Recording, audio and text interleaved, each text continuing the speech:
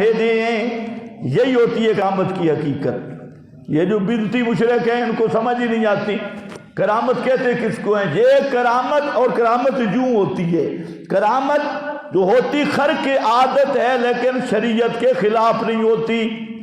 یہ کون سی کرامت ہے کہ بابا تھا نا، اس نے اتنی لمبی مونچھیں رکھی ہوئی تھی موٹر سائیکل کی بریکوں کی طرح، ساری جہاں پورا مونچھیں۔ تو ایک بزرگ نے اسے کہا بھئی مونچھیں کاٹ، یہ تو خلاف سنت ہے، تو مونچھیں کاٹو۔ اس نے کہا تو کاٹ لے۔ اس نے جب کینچی رکھی نا تو سارا مونچھوں سے خون آنے لگا۔ اس نے کہا بھئی یہ کیا؟ اس نے کہا کرامتیں یوں ہوتی، باندر دا بچہ، یوں کرامتیں ہوتی۔ ابھی ایک نیا پیر نکلا ہے شلوار شاہ، آپ نے سنا ہوگا شلوار شاہ۔ کوئی حاجت ہو تو مرید دربار کے سامنے جا کر شلوار اتار دیتا، اور صرف اتارتا نہیں، وہ شلوار اوپر ٹانگ بھی دیتا ہے۔ بابا شلواروں کا شوقین ہے، شروع سے شلواروں کا شوقی ہے بابا۔ اب مرید مریدنیاں ساری شلواریں اتار کے وہاں رکھ کے آتی ہیں، اور خود شلوار پہننی بھی نہیں، بغیر شلوار کے پیچھے آتی ہے، تو بابا تب حاجت پوری کرتا ہے۔ یہ وہ قوم ہے جس کو خیر الامم کہا گیا، اس قوم یہ وہ امت ہے۔ اور حالت کہاں تک پہنچی کہ بابے کے سامنے جب تک شلوار نہ اتارو بابا حاجت ہی پوری نہیں کرتا۔ اور ماشاءاللہ للڑوں سے بھی پوچھو بھئی بابا اب پہلے تو تم کہتے تھے چڑی چڑا دیکھتے، اب ساتھ کچھ اور چیز بھی ملاؤ کہ مردے یہ بھی دیکھتے۔ شرم کی بات ہے، وہاں قبرستان اور مزارجے بنے ہوئے، اور کوئی دھوکل شاہ ہے، کوئی منت مانی جا رہی ہے، جی بابا میرا کام ہو گیا، میں ننگے ہو کر تیری مزار پہ ڈانس کروں گی۔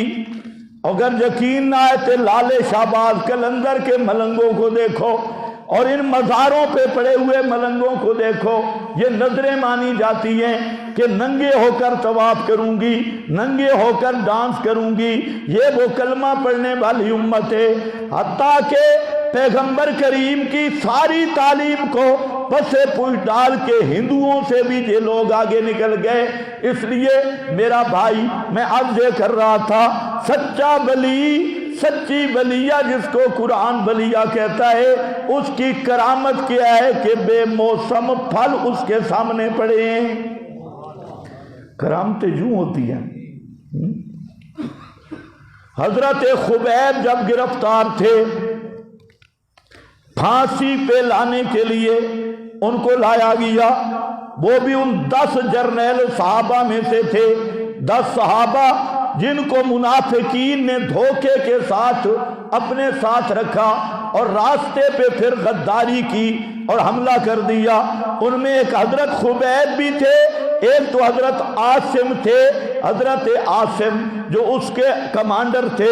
حضرت عاصم رضی اللہ تعالیٰ عنہ پہاڑ کی چوٹی پہ چڑھ گئے، جب دیکھا کہ ان ظالموں نے غداری کر دی ہے، ان منافقوں نے غداری کر دی ہے، تو پہاڑ کی چوٹی پہ چڑھے تو مشرکین کہنے لگے ہم آپ کو ذمہ دیتے ہیں، عہد کرتے ہیں آپ نیچے اتر آئیں۔